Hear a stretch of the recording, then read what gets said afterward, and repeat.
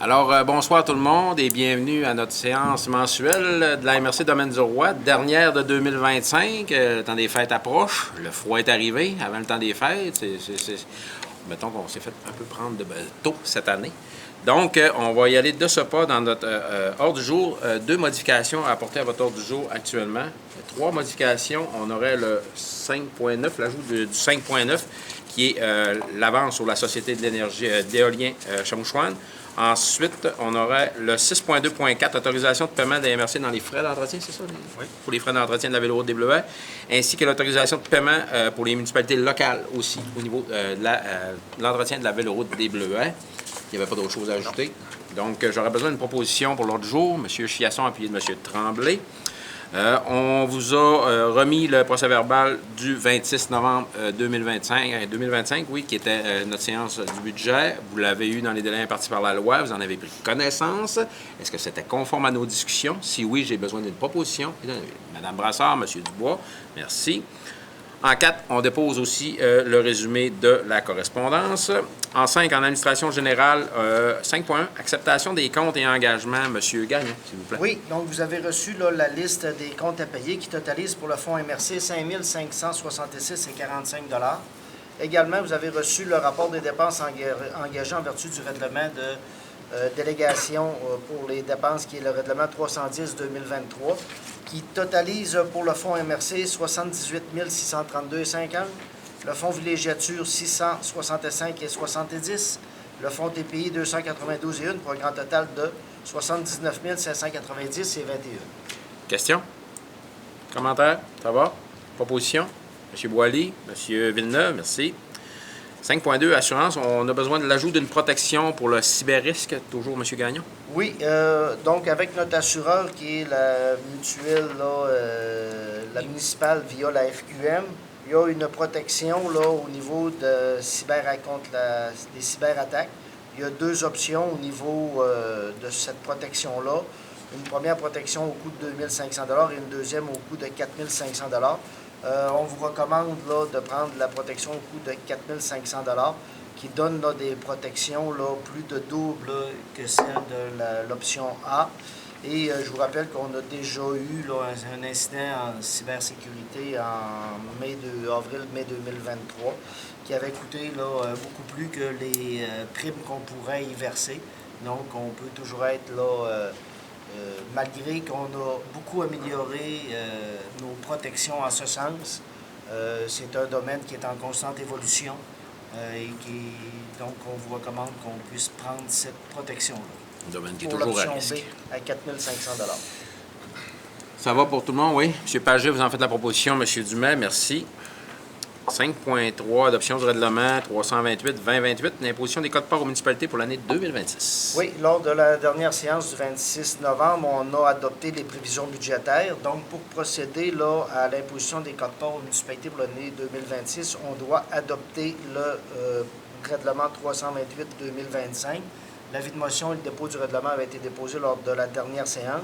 Donc, ce règlement vient prévoir pour chacune des municipalités les codes-parts en aménagement et développement, en administration, gestion des déchets, transport collectif et adapté, évaluation, mise en commun de services, circuit cyclable, et également, il vient prévoir là, les échéances de paiement des codes-parts. Ça va pour tout le monde? Proposition? M. Tremblay, M. Deschênes, merci.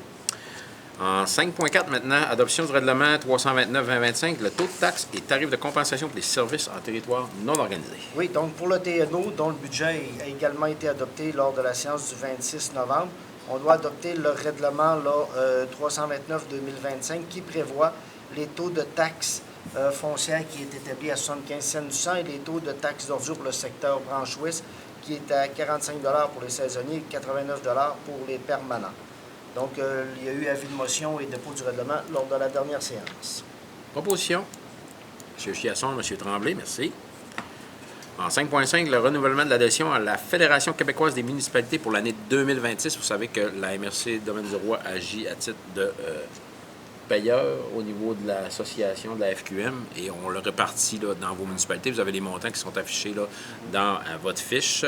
Donc, on doit autoriser le montant total de 14 361 et 70 là, pour 2026, qui inclut les municipalités rurales et la MRC Domaine-du-Roi.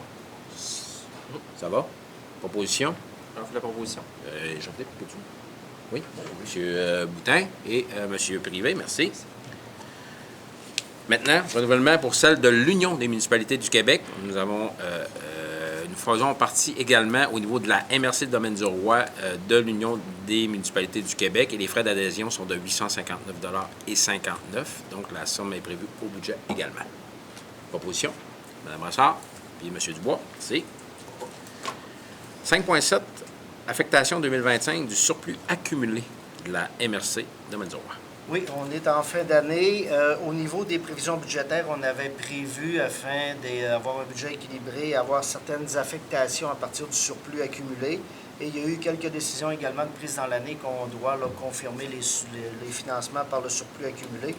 Donc, on vous propose ce soir d'adopter une résolution pour 4 appropriations au niveau du surplus accumulé, soit l'appropriation budgétaire générale de 200 000 $, le projet d'orthophoto pour un montant maximal de 33 400 $, le financement là, des mandats à Pulsar c'était pour la phase 2 là, du rehaussement des infrastructures de réseau de fibre optique sur le territoire, un montant de 30 000 $. Ça, c'était des décisions qui avaient été prises en 2021 et 2022, qui se sont prolongées au fil des dernières années, mais qui s'est conclue en 2025. Donc, c'est pour financer la partie des travaux de 2025. Et le dernier mandat, c'est pour l'inventaire du patrimoine bâti, là, relève photographique du territoire pour un montant maximal de 39 600 $ plus taxes, parce qu'il n'y a pas eu, là, il y a eu l'annulation de l'aide gouvernementale qui avait été prévue au niveau du budget, donc on va y aller par le surplus accumulé. Question? Proposition, Mme Bérard? Pied d'œuf? M. Dumais, merci.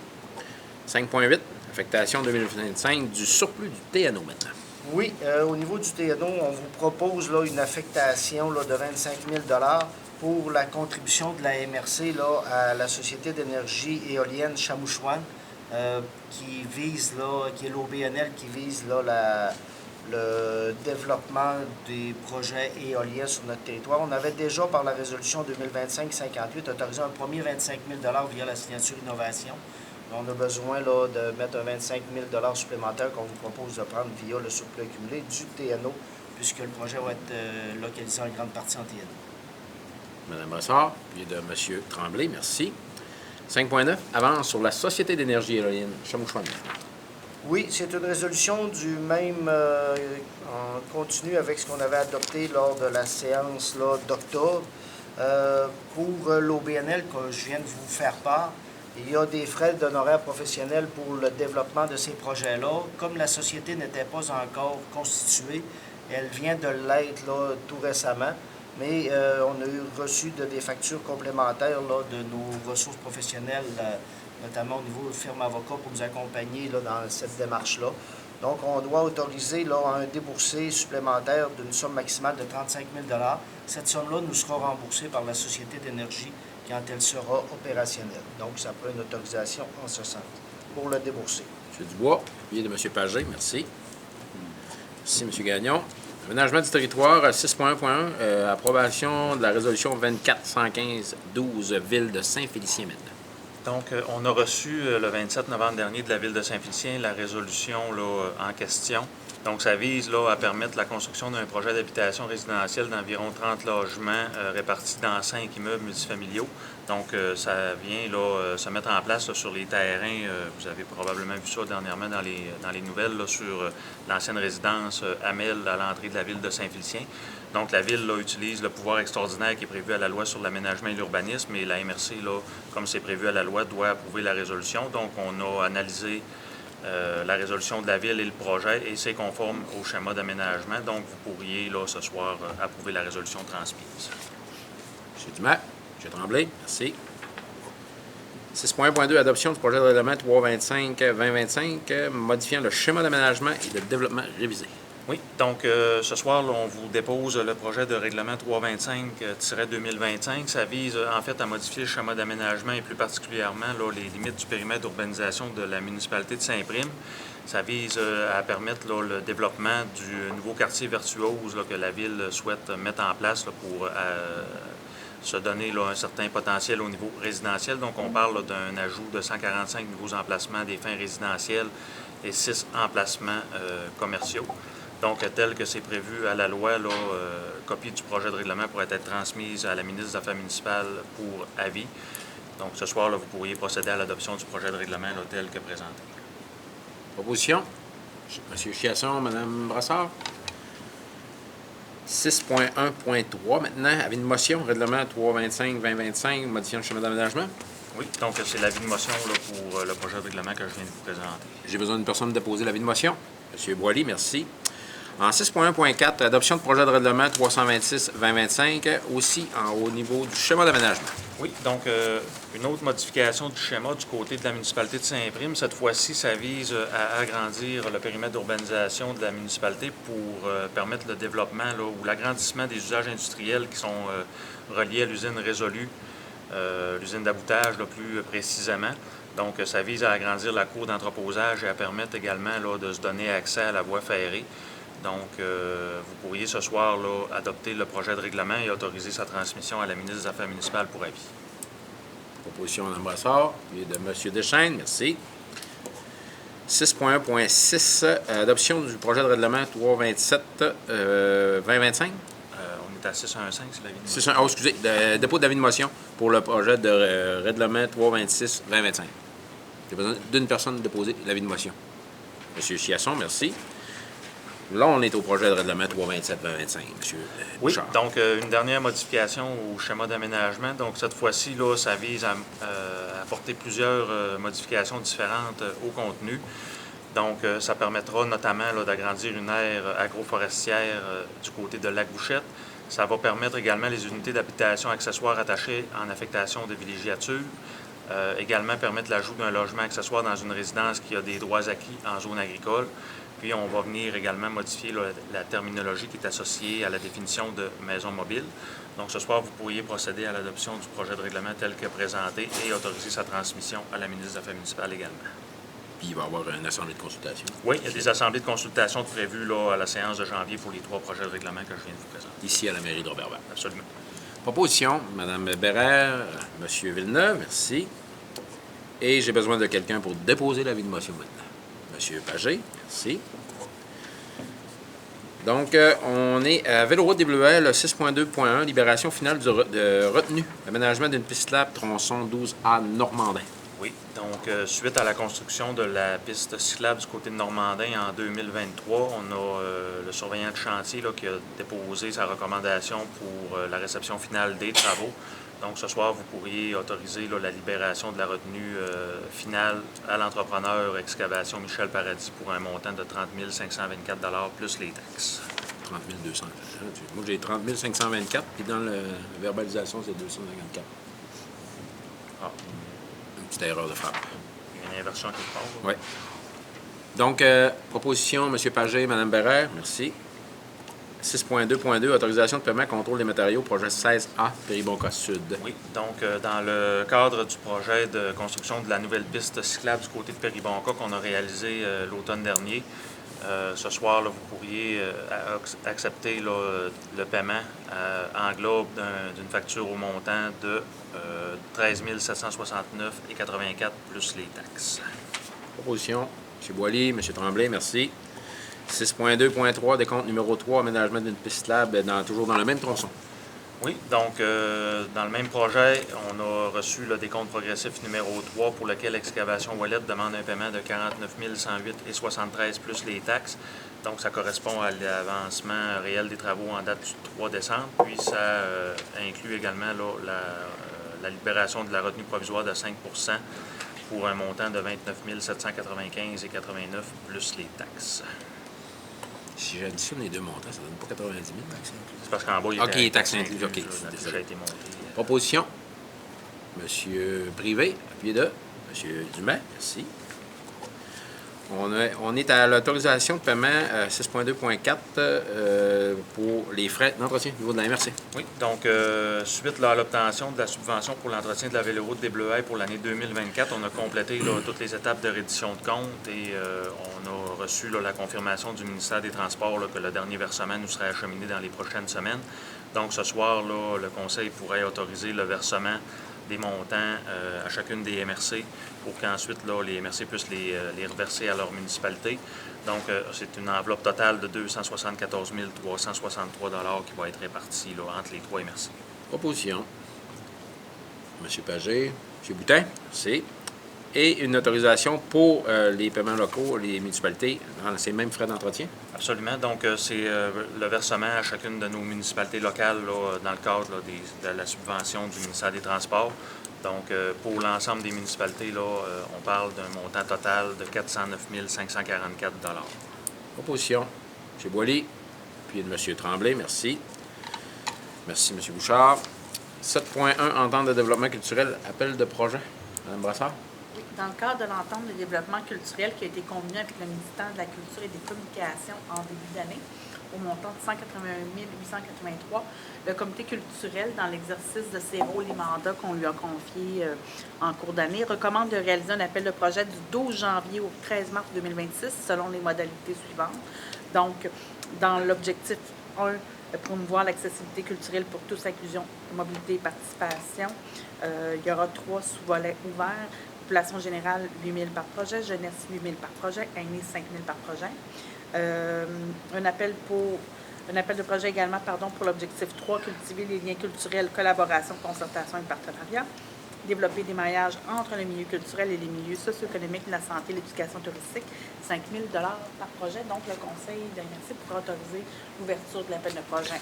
Puis il va y avoir des publications qui vont être faites aussi sur nos médias sociaux pour s'assurer que tout le monde... Oui, puis dès demain, une intention d'appel de projet va être lancée. C'est bon. Proposition. Mme Brassard, Mme Bérère, merci. 7.2, appel de projet au Fonds de développement de DDR. Maintenant. Oui, dans le cadre du Fonds de développement de Domaine du Roi, les membres du comité d'évaluation ont évalué 3 projets espace eau de la municipalité de Saint-François-de-Sales pour un montant de 275 200 $ qui provient de spécifiquement de l'enveloppe du Fonds des redevances hydroélectriques. Le montant recommandé de 275 200 $ sur un coût de projet de 752 600 $. Les dates de début et fin sont inscrites. Le deuxième projet, revitalisation et accessibilité universelle pour la municipalité de Saint-André, dans le volet local, dans le volet FDH, 14 181,54 recommandés sur un coût de projet total de 17 726. Les dates de début et de fin de projet sont également inscrites. Le projet structurant en 3 au niveau de la modernisation de la fournée de Saint-Félicien, dans le volet local de Saint-Félicien, 50 000 $ dans le cadre de leur fonds de redevances hydroélectriques.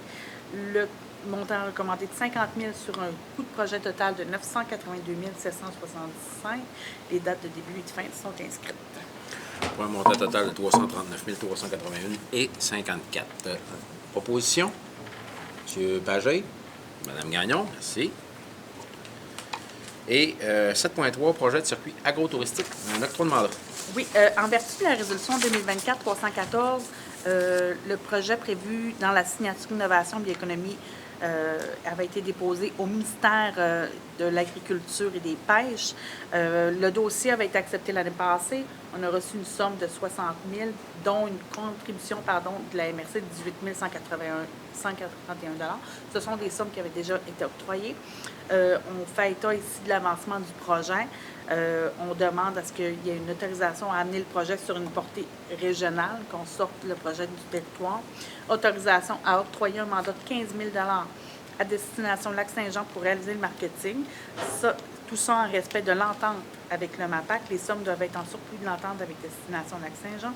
Octroi d'un mandat de 2 700 aux fournisseurs de boutiques en ligne Boomerang afin de développer une boutique transactionnelle dans le budget du projet déjà mentionné.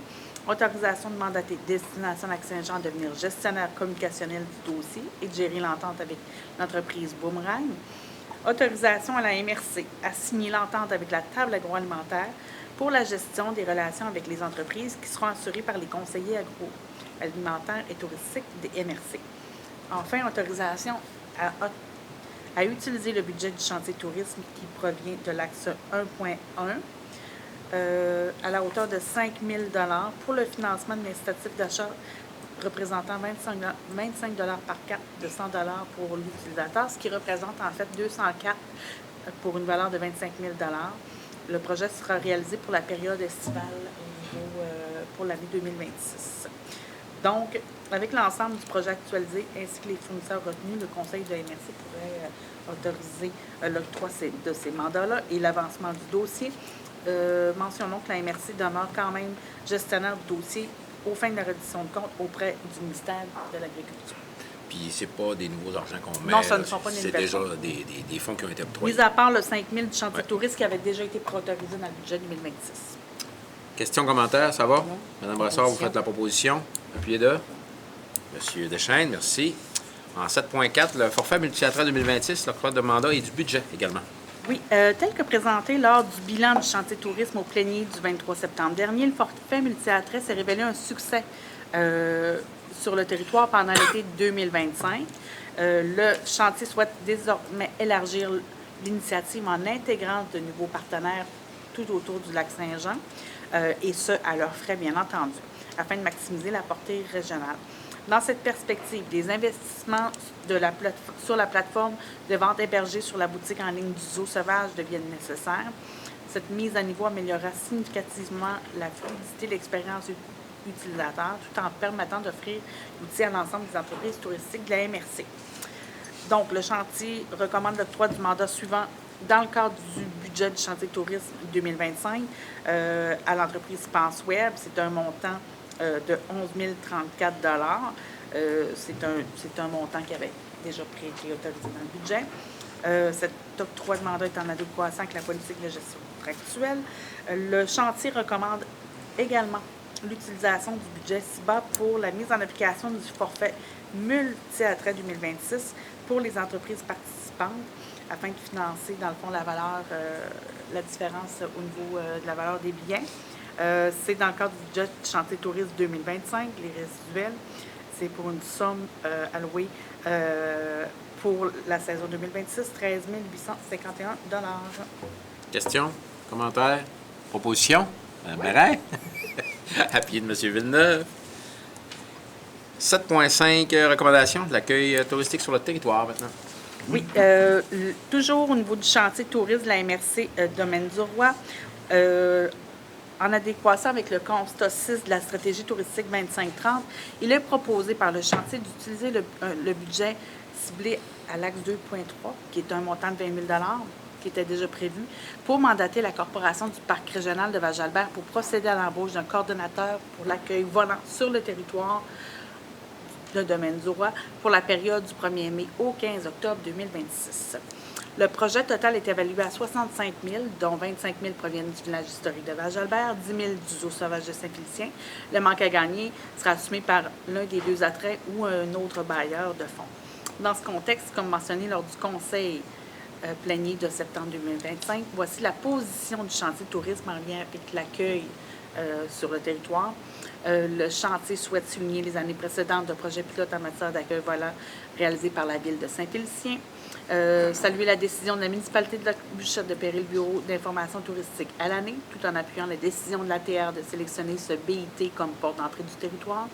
Réaffirme que le BIT de Chambord occupe une importance capitale pour le territoire, compte tenu de sa situation stratégique sur les routes 155 et 169. Souhaite aussi rappeler l'importance du BIT de Saint-Félicien pour l'industrie touristique, considérant sa localisation près du Zoo Sauvage et du cégep de Saint-Félicien. Ce BIT sert souvent de tremplin pour des dizaines de jeunes faisant leur début dans l'industrie. Donc, le Conseil pourrait autoriser l'octroi de 20 000 du chantier de tourisme pour mandater Val-Jalbert pour l'embauche d'une ressource et prendre en considération la position du chantier touristique concernant l'accueil sur le territoire. Juste pour rappeler la dynamique, au début durant l'année, on octroie un budget au chantier tourisme, mais il a quand même à faire valider toutes ses positions auprès de la MRC Domaine du Roi. Donc, c'est pour ça qu'on ramène souvent ce genre de résolution-là en disant que les montants sont déjà prévus à leur budget, mais ils doivent quand même faire valider ces décisions-là. Donc, c'est pour ça qu'on va en ce sens-là. Donc, j'ai besoin d'une proposition. Mme Brassard, puis de Mme Gagnon. Merci. Et un dernier point dans ce contexte-là, le dépôt du projet de commercialisation extra-régionale au programme d'appui au projet de développement économique. Oui, donc la table agroalimentaire Saguenay-Lac-Saint-Jean désire déposer une demande d'aide financière au programme d'appui au projet de développement économique, le PAP2, pour son projet de commercialisation extra-régionale. C'est afin de déposer la demande, la demande doit être déposée par une des MRC de la région afin d'être admissible. Donc, notre MRC a été désigné pour porter ce mandat-là. Donc, nous, on agira là, à titre d'organisme mandataire.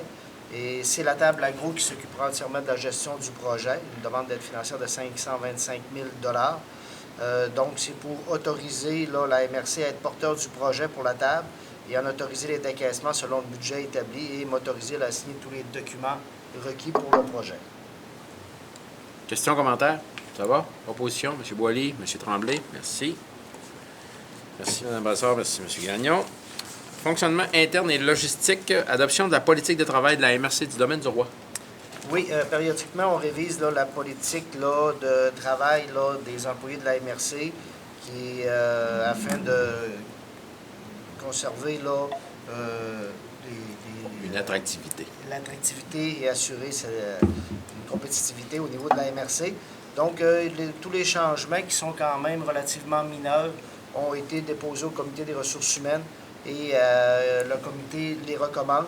La politique de travail sera pour une durée de 3 ans et selon les modalités qu'on vous a établies. Également, la résolution viendra confirmer le taux d'indexation des salaires pour l'année 2026 qui est basé sur l'indice des prix à la consommation établi pour le mois d'août 2025 à 2,7 Ça va pour ça? Proposition, Mme Brassard, M. Dubois, merci.